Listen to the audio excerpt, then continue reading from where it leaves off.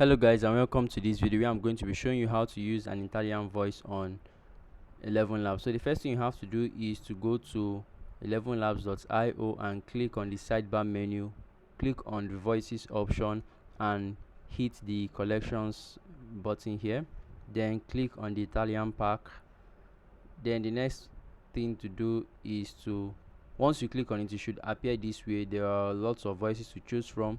You can sample each voice by clicking on the play button here just beside the names of the voices, and then once you've chosen or you've selected a particular voice of your choice, you can hit the add to my voices option here, and it would automatically add the voice to your project where you can do further reviews and edit it to your taste. So this is how to add an Italian voice to your project on 11labs.